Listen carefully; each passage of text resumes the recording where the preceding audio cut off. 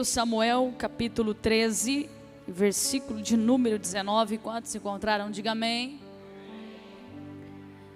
Diz assim a palavra do Senhor: e naquela época não havia nem mesmo um único ferreiro em toda a terra de Israel, pois os filisteus não queriam que os hebreus fizessem espada e lanças. Amém? Repita comigo dizendo assim: não havia ferreiro em Israel. Você já vai entender, deixa a sua Bíblia aberta. Estava lendo esta palavra agora à tarde e Deus ministrou fortemente no meu coração essa história. E eu quero trazer um pouquinho dessa história para você aqui nessa noite. O contexto desse versículo que nós lemos fala de um rei escolhido pelos homens, e o nome dele era Saul. E diz a história que chegou um determinado tempo da chamada de Saul, que ele começou a fazer tudo errado. Deus mandava ele fazer uma coisa e ele fazia outra. E nós sabemos que a desobediência tem consequência. E uma das consequências da desobediência de Saul foi justamente esse versículo que nós acabamos de ler, que Israel, ele não tinha ferreiros. Ferreiros eram aqueles que preparavam, pastor Charles, as armas de guerra, as lanças, as espadas. Eles eram responsáveis de preparar, de confeccionar os armamentos para que os soldados pudessem ir para a batalha. Então, quando os soldados eles iam com escudo, era porque os ferreiros tinham feito. Se eles usavam a espada, foi porque os ferreiros haviam feito. E nessa ocasião, nós lemos que o exército de Israel, eles estavam sem ferreiros, eles estavam sem armas. E diz a história que os filisteus, eles entraram dentro do arraial do povo de Israel, e eles saquearam todos os ferreiros de Israel. Eles saquearam e levaram para os recintos deles, e deixaram Israel sem nenhum único, foi o versículo que nós lemos, ferreiro. Eles não tinham armas para guerrear, o exército de Israel. Os hebreus não tinham mais espada nessa ocasião. E como que eles iriam guerrear, evangelista Carlos Alexandre, sendo que naquela época você conquistava território através de guerra, através de batalha. Se eles queriam tomar posse de uma determinada cidade, eles tinham que ter escudo, eles teriam que ter um preparo para poder saquear essas cidades.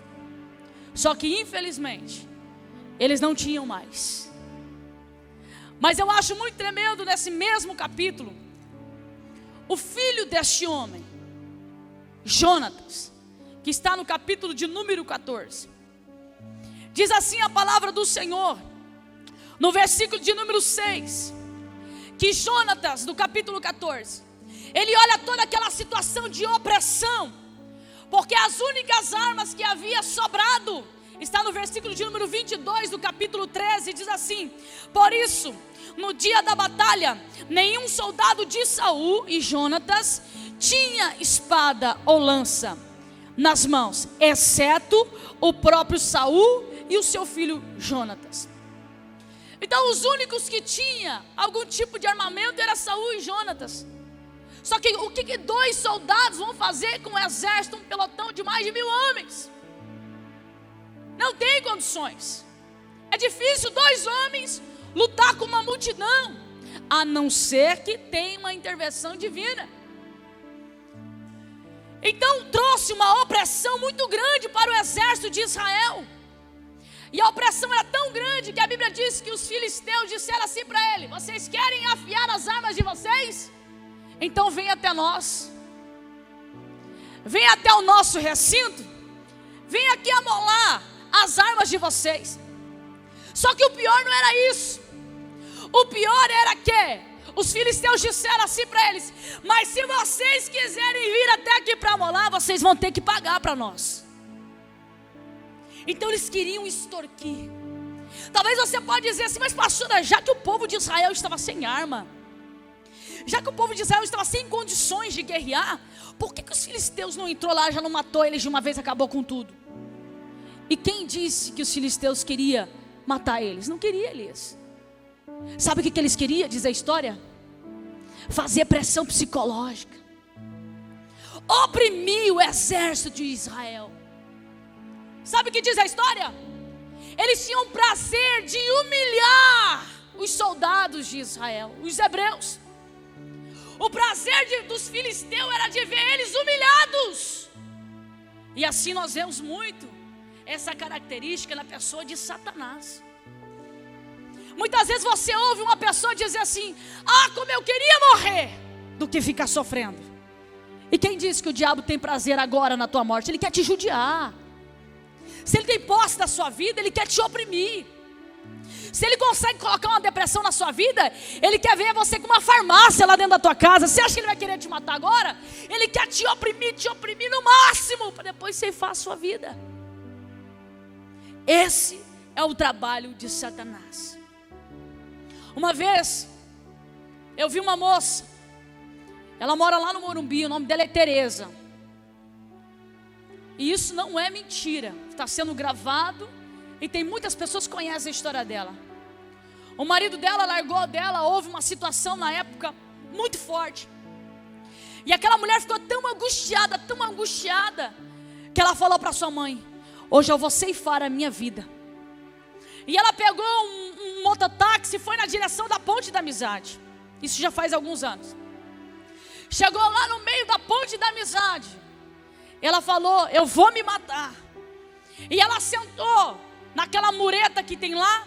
E as pessoas que iam passando gritavam para ela: moça, não faz isso, não faz isso. Mas ela tinha um objetivo, ela queria se matar. Então ela se joga. Ela se joga e ela cai em pé.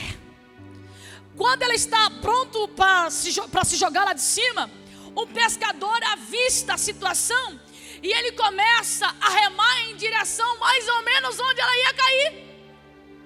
Então quando ela se joga, ele estava a poucos metros. Então ele consegue socorrer a vida dela. Chegam os paramédicos e, pela misericórdia de Deus, ela se salva. Quando ela estava lá no hospital, ela dizia: mas eu queria morrer. Por que me tiraram de lá? E ela ficou oprimida 3 dias dentro do hospital, o diabo oprimindo a mente dela. E ela queria morrer. Os médicos iam lá, prescreviam medicamento, e ela dizia: eu não quero que vocês coloquem nada na minha veia, porque eu quero morrer. Até que um dia, sabe aquelas visitas em hospitais, irmãos? É tão tremenda, né? Oh, como é tremendo. Até que um certo dia, 3 dias depois, chega uma pessoa dentro daquele quarto. Ora por um, ora por outro, passa a mão em um, ministra. E diz que naquele dia, era um horário, período da tarde, após a refeição, o pessoal estava dormindo. E só ela acordada, porque o diabo estava atribulando a mente dela. E ela ali, o diabo oprimindo a mente dela. Chega aquela pessoa para orar. E aquela pessoa começa a ministrar sobre aqueles que estavam dormindo. Mas quando chega nela, aquela pessoa para. Aquela pessoa para e olha para ela e diz assim: não adianta você querer ceifar a sua vida. E ela assustada, ela diz: mas eu tentei. Ela falou assim: mas você não vai conseguir, sabe por quê? Porque Deus tem um projeto na sua vida. O diabo não tem poder para ceifar a sua vida. E ela começa a se angustiar. E aquela mulher, meio que exprimida, começa a falar em mistério, porque dentro do hospital você tem que se segurar, né? E aquela mulher começa a falar em mistério e diz assim: mulher, se você soubesse a obra que Deus tem na sua vida, você tirava isso da sua mente. E nisso ela começa a chorar e começa a chorar. E Deus começa a usar aquela mulher e começa a dizer: ei, já te livrei da morte quando você estava no ventre da sua mãe.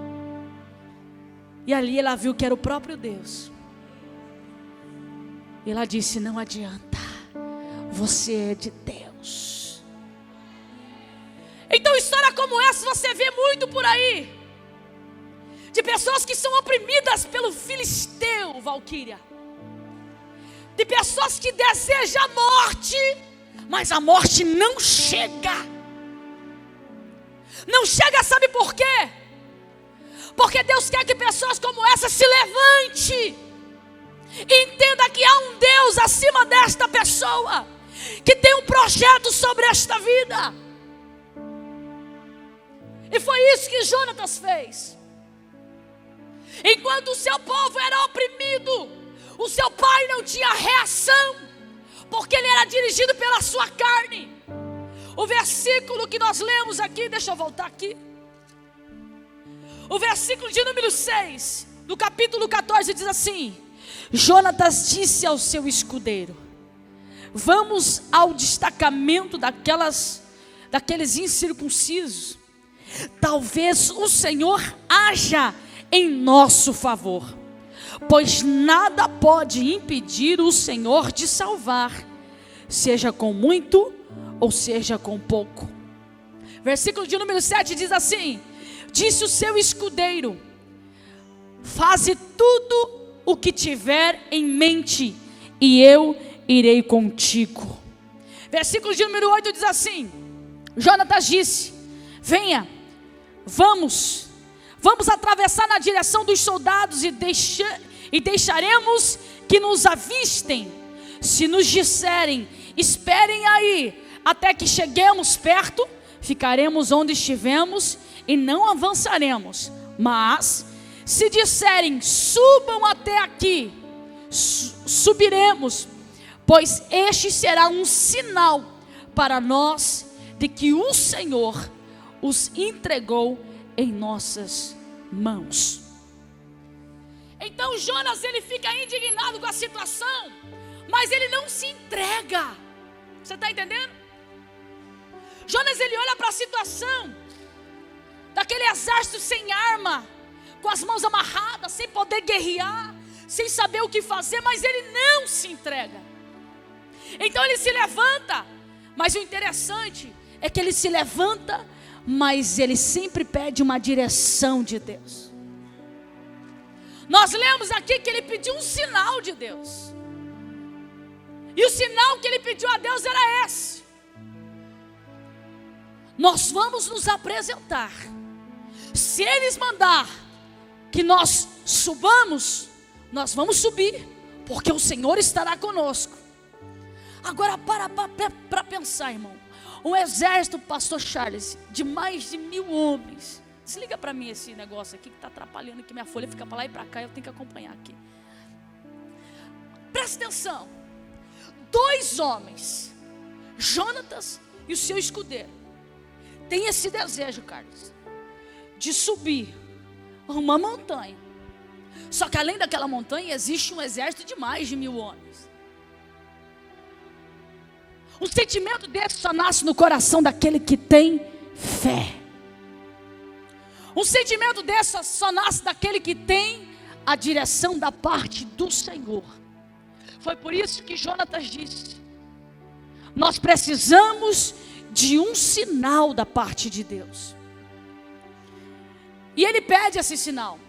E o versículo de número 12 diz assim, ó. O versículo de número 11 diz assim, ó: então os 2 se deixaram ver pelo destacamento dos filisteus e eles disseram: vejam, os hebreus estão saindo dos seus buracos onde estavam escondidos. Aqui já começa um deboche, missionária Cecília, dos filisteus. Imagina só, eles com um pelotão completo, vê 2 homens, eles pensaram: esses homens estão de palhaçada conosco, né? Ele falou assim: olha lá, eles saíram do buraco, porque eles estavam, literalmente, eles estavam escondidos. Se você ver o contexto da história, você vai ver que eles estavam escondidos de medo. Então para eles aquilo era uma palhaçada. E o versículo de número 12 diz assim, ó: e gritaram para Jonatas e o seu escudeiro: subam até aqui e lhe daremos uma lição. Diante disso, Jonatas disse ao seu escudeiro: siga-me. O Senhor os entregou em nossas mãos. Naquela hora, Jonatas entendeu tudo. É de Deus esse negócio.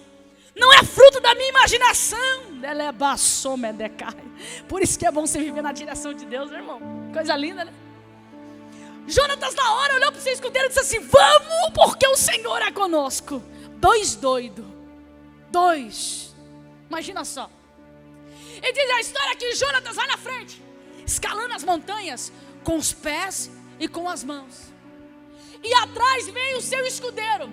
E lembra no começo da minha mensagem que eu disse que só quem tinha armamentos? Saul e Jonatas, o seu filho. Então presta atenção. A história diz que Jonatas vai escalando as montanhas. E atrás vem o seu escudeiro.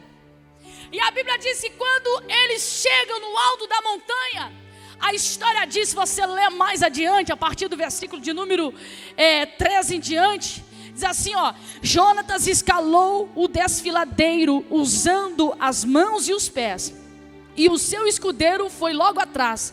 Jonatas o derrubava e o seu escudeiro logo atrás vinha e matava.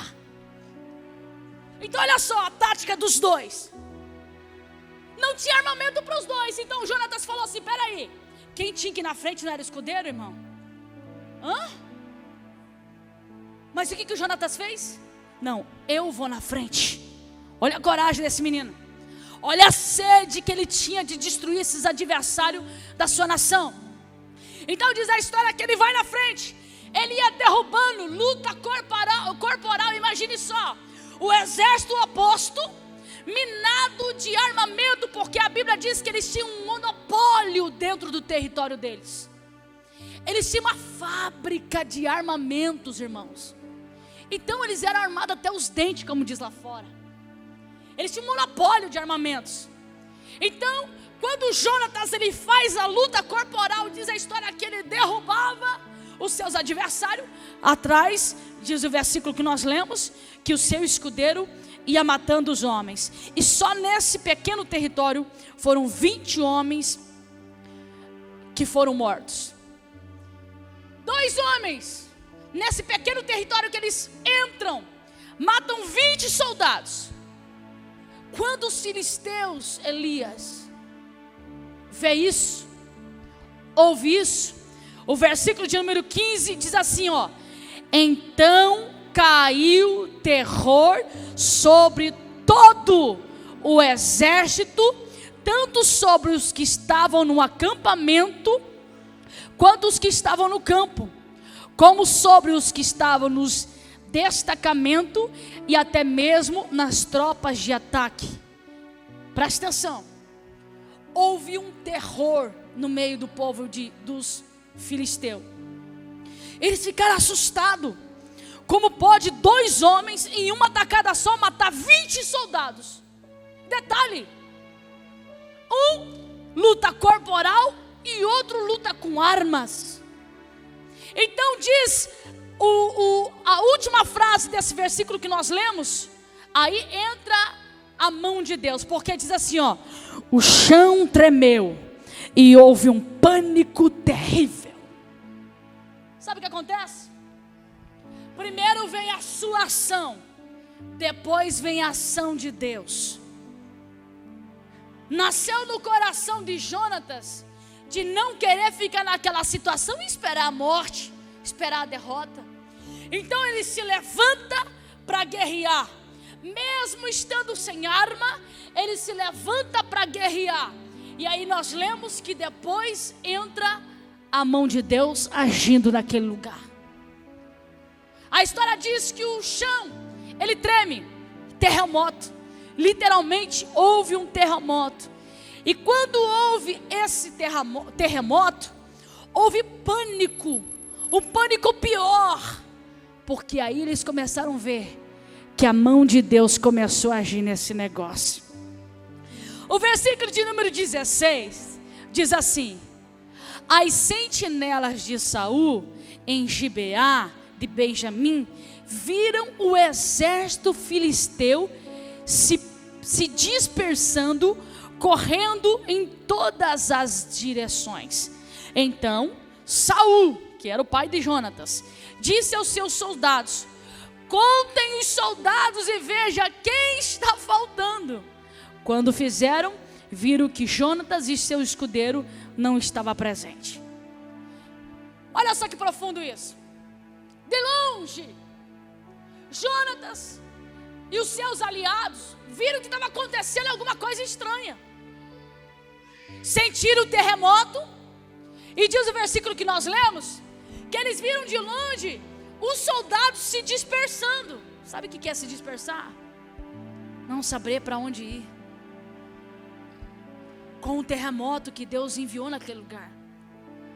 Então diz a história que mais que depressa, é lógico, ele percebeu que era um dos seus que estava lá. Só que não imaginava ele que era o seu próprio filho. Que era o próprio filho dele. Então quando ele vê aquela muvuca e sente a falta do filho e sente a falta do escudeiro, mais que depressa a história diz que ele fala assim, ó: tragam a arca. Presta atenção. Tragam a arca, porque ele estava com medo. Ele queria levar a presença de Deus para aquela batalha. Só que quando ele manda chamar a arca, mais do que depressa, ele olha de novo lá no arraial dos seus adversários, e ele vê uma muvuca maior acontecendo. Aí de repente ele olha para o sacerdote e fala assim: deixa a arca, não precisa trazer a arca. Sabe por quê?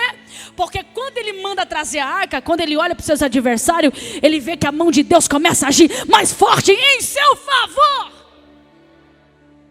Então ele entendeu que não precisava mais da arca. Ele é Bassomedecai.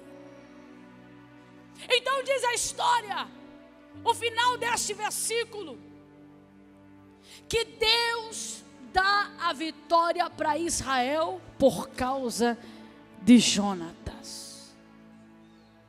Deus deu. Segundo diz a história, depois que Saul viu que o negócio estava favorável, ele pega o seu exército e vai lá para ajudar o seu filho a guerrear. E assim Deus dá vitória para Israel. E quando eu estava lendo essa história, que por sinal é muito bonita, eu vejo hoje, nos dias de hoje, muitas famílias sem ferreiros, muitos casamentos sem ferreiros. Nós vemos hoje a nossa nação sem ferreiros.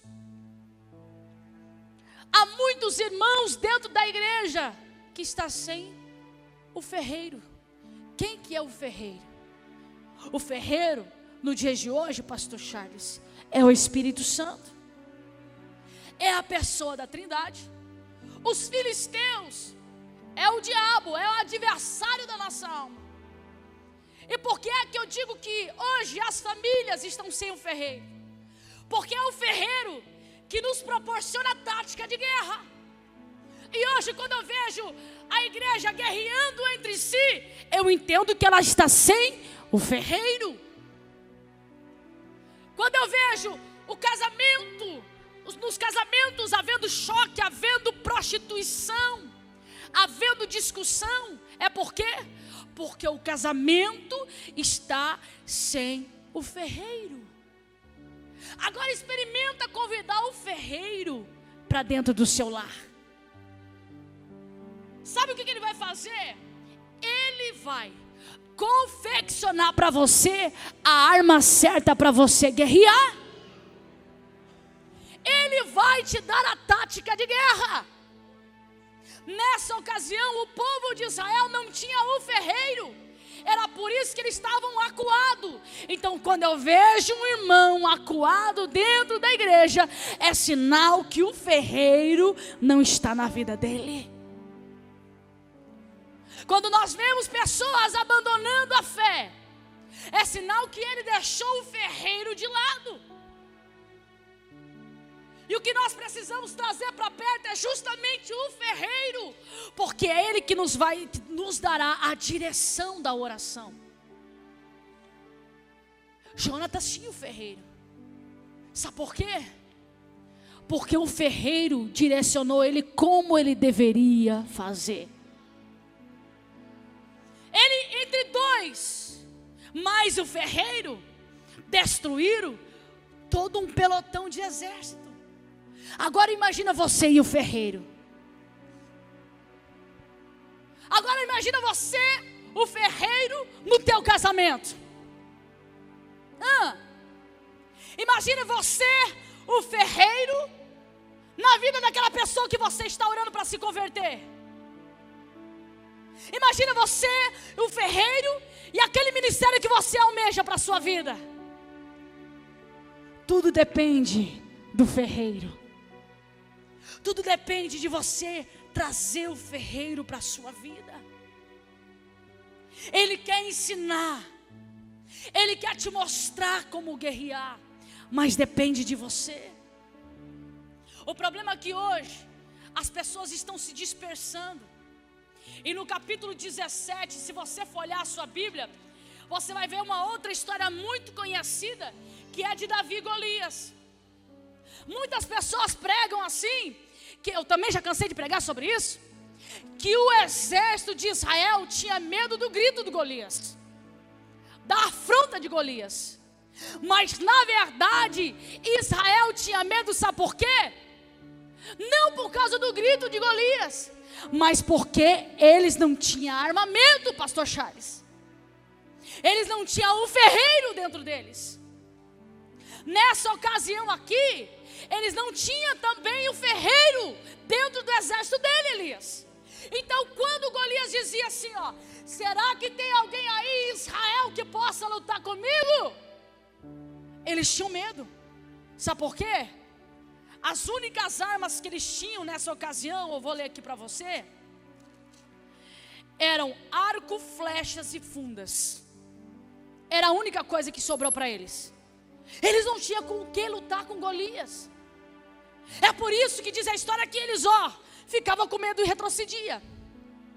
Só que até mesmo nessa ocasião, eles não entenderam uma coisa, que se eles clamassem pelo ferreiro dos ferreiros, ele agiria em favor deles. É por isso que Deus levanta Davi, uma pessoa que ninguém dava nada para ele, para confundir o exército de Israel. E diz a Bíblia que quando Davi não foi lá para guerrear, Davi foi lá para levar comida para os seus irmãos. Só que quando ele chega lá para levar comida para os seus irmãos, sabe o que acontece? Ele ouve a afronta de Golias. Aí diz a palavra que ele diz assim: mas quem é esse incircunciso para afrontar o exército de Deus vivo? A história diz que nasce também no coração de Davi o desejo de destruir Golias. Só que nessa ocasião também, Davi não tinha arma, Davi não tinha espada. Nesta ocasião também, o povo de Israel não tinha ferreiro. Só que diz a história que quando Davi se propõe para querer ir lá e destruir aquele gigante, a Bíblia diz que o irmão dele, o mais velho, como que era o nome do irmão mais velho? Eliabe. A Bíblia diz que ele vai lá e despreza Davi. Ele ignora Davi. Deixa eu ver se eu acho aqui para ler para você. Já achei. 17:28. Quando Eliabe, o irmão mais velho, ouviu Davi falando com os soldados, ficou muito irritado e perguntou: por que você veio até aqui? Com quem você deixou aquelas poucas ovelhas no deserto? Ele faz questão de dar uma pisada, irmão. Você está entendendo? Olha só. Sei que você é presunçoso. Presunçoso quer dizer assim, aquele que gosta de se sobressair. E que o seu coração é mau. Você veio só para ver a batalha. Em outras palavras, Eliabe estava querendo julgar a vida de Davi, dizendo assim para ele: você veio aqui só para ver a nossa vergonha. Em outras palavras era isso, Carlos. Mas o versículo de número 29 diz assim: e disse Davi: o que fiz agora? Será que não posso nem mesmo conversar? Ele então se virou para o outro soldado e perguntou a mesma coisa. E os homens responderam como antes. As palavras de Davi chegaram aos ouvidos de Saul, que mandou chamar. Então diz a história que quando Davi se propõe a guerrear, primeiro ele passa por essa pequena humilhação, esse desprezo. E o desprezo sempre vem de cima, viu? De pessoas que acham que são mais do que você. Quando você vê uma pessoa te humilhando, quando você vê uma pessoa te ignorando, são pessoas como Eliabe, que acham que são maior, que acham que são superior a você, porque Eliabe achava que ele era superior, porque ele disse: o que você veio fazer aqui? Cadê as poucas ovelhas que tu deixaste lá no deserto? Ele quis dizer que Davi estava desamparando as ovelhas. Mas na verdade, Davi veio nessa ocasião com um propósito. E mais uma vez, o ferreiro dos ferreiros dá uma lição ao povo de Israel. Porque o texto do capítulo 17 e o versículo de número 23 diz assim, ó: quando os israelitas viram o homem, a Golias, todos fugiram cheio de medo. A Bíblia diz isso. Eles fugiram de medo. Só que a história diz que quando Golias começa a afrontar, Davi se coloca na brecha e diz assim para ele: eu vou contra ti, em o nome do Senhor dos exércitos. Davi não tinha espada, Davi não tinha escudo, Davi não tinha nada disso, porque diz a Bíblia no capítulo de número 17 e o versículo de número 40, diz assim, ó: em seguida Davi pegou o seu cajado, escolheu no riacho 5 pedras lisas, colocou-as na sua bolsa, isto é, no seu alforje de pastor, e com a sua atiradeira na mão, aproximou-se do filisteu. Então ele pega aquilo que ele sabia manejar. Ele pega o seu cajado, ele pega a sua funda, e ele pega as pedras na beira de um rio, digamos assim. E a história diz que é com essa arma que ele vai contra Golias. Só que o interessante é que se você ler alguns versículos antes, versículo, por exemplo, versículo de número 5 do capítulo 17, você vai ver que Golias está todo equipado, do alto da cabeça até a planta dos pés. Pastor Charles, teoricamente seria impossível Davi acertar alguma coisa em Golias. Estava tudo tapado, estava tudo escondido. Se você ler o versículo de número 5, você vai ver. O camarada estava todo equipado, caneleira, escudo, que cobria toda a sua frente. Só que deixa eu te falar uma coisa: o seu adversário, ele pode se apresentar a você todo blindado, ou inviolável. O seu adversário, ele pode até se apresentar a você como se fosse aquele que seria impossível de ser destruído. Mas se você tiver um ferreiro,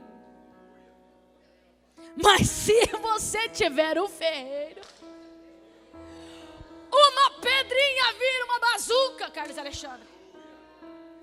Porque a Bíblia diz que com uma pedra, Davi ele mira a testa do gigante, e ele lança a funda. E o negócio foi com tanta força que diz a Bíblia que a pedra cravou na testa de Golias. Cravou, tombou o camarada. Davi mais que depressa sai correndo. Como ele não tinha arma, ele pega a arma do seu adversário. Porque antes de derrubar Golias, ele disse o quê? Ainda hoje, Golias, Deus entregará a sua cabeça nas minhas mãos. Então Davi, ele liberou uma palavra, então ele tinha que cumprir. Então ele sai correndo, ele não tinha, né, irmão? Ele tinha espada, mas ele tinha o ferreiro. Então ele sai correndo, sobe em cima de Golias, pega a espada dele, ó, corta a cabeça. Ele pega com tanta força aquela cabeça, irmão. Acredito eu, a Bíblia não diz, mas acredito que ele pegou com tanta vontade nos cabelos de Golias. Não sei se ele tinha, quem sabe ele era igual ao pastor Jefferson, né? Mas ele tinha cabelo, porque diz a história que quando Saul manda chamar a Davi, ainda ele estava com a cabeça de Golias na sua mão. Eu acho que ele apertou com tanta força que chegou a colar os cabelos de Golias na sua mão. E é assim que Deus quer fazer na sua vida. É assim que Deus quer fazer na sua vida. Deixa eu te falar um negócio, irmão. Esse povo aqui não é melhor que você. Jonatas não é melhor que você. Davi não é melhor que você. A diferença é que eles tinham ferreiro. E você? A diferença é que o ferreiro estava na frente dessas batalhas. E você? Será que você está igual o filisteu? Guerreando entre si? Será que lá no seu casamento, você chega lá na tua casa, você grita e a sua esposa vai lá e grita mais alto? Será que lá na tua casa o teu filho está mandando mais do que você lá dentro? Será que lá na tua casa o diabo está destruindo o teu casamento e você está igual aos filisteus, guerreando entre si? Será que o diabo está te humilhando lá no teu trabalho e você está de boca fechada? Aprenda com Jonatas. Ele olhou a situação e disse: não, eu não vou ficar aqui para morrer. Eu tenho que fazer alguma coisa. Faça igual Jonatas. Peça uma estratégia para Deus. Peça um sinal. Você tem um ferreiro, meu filho. Peça um sinal para Deus. Ele é basura e calamanto naraçai. Diga para o ferreiro: como que eu tenho que lutar, ferreiro? Como que eu tenho que agir, ferreiro? Quem sabe ele vai te assustar. Porque na história de Jonathan, era só ele e o escudeiro contra um exército inteiro. Quem sabe ele vai mandar você fazer alguma coisa que você vai se espantar no momento. Mas fique em paz, ele está na frente. Ele está na frente. Assim como ele fez um terremoto acontecer contra os adversários do povo de Israel, ele fará através da sua vida também. Você crê nisso? Quem sabe lá o chão da tua casa não vai tremer, não. Quem sabe lá no teu trabalho não vai tremer, não.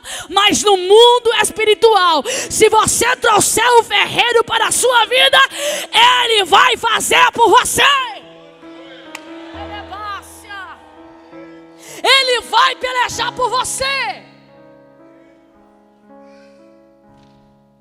Ele vai confeccionar a arma certa. Se você precisar de espada, ele vai te dar a espada. Se você precisar de escudo, é tempo de se defender, ele vai te dar o escudo. Se você precisar da lança, é tempo de atacar, ele vai te dar a lança. Se é tempo de você usar a funda, ele vai te dar a funda. Mas não deixa o ferreiro sair da sua vida. Não deixa. Não deixa. Quem sabe até aqui você não deixou o ferreiro trabalhar. Você agiu com as suas mãos.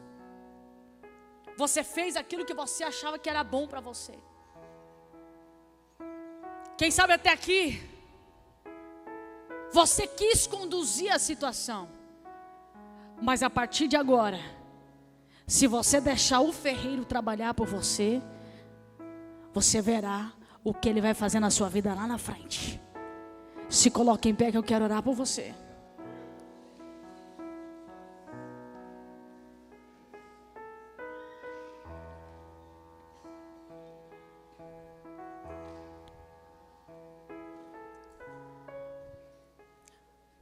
Tem uma coisa que motiva Deus a trabalhar. Tem uma coisa. Quando você tem um alvo, quando você tem um objetivo. Se você ler com calma essa história em casa, você vai ver que Jonatas tinha montanhas perigosíssimas para ele subir, pastor Charles, para chegar lá no topo. Agora, além do perigo que ele sofreu, a história diz que ele subiu com as suas mãos e com os seus pés. Ele não tinha igual, é alpinista que fala, né? Aqueles que escala, sei lá como é que é o nome daquele negócio. É isso, não é? Ele não tinha aquelas cordinhas, sabe?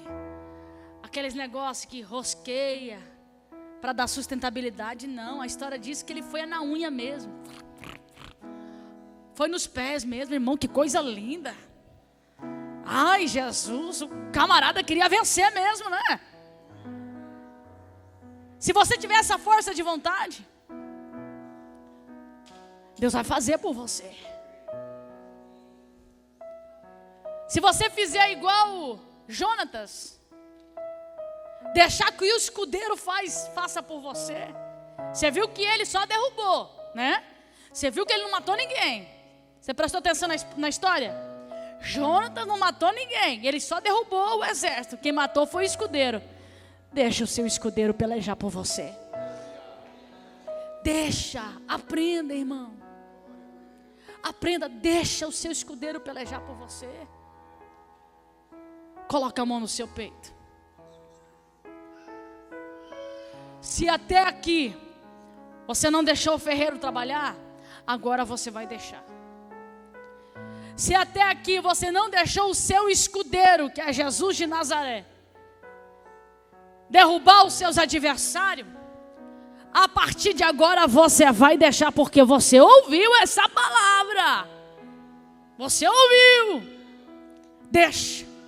Sabe o que você vai fazer? Não deixa entrar aqui e sair aqui. Deixa ela descer aqui. Porque se descer aqui, você vai chegar lá na tua casa, você vai deitar e você vai ficar lembrando. Ferreiro, escudeiro. Ferreiro, escudeiro. Você vai lembrar.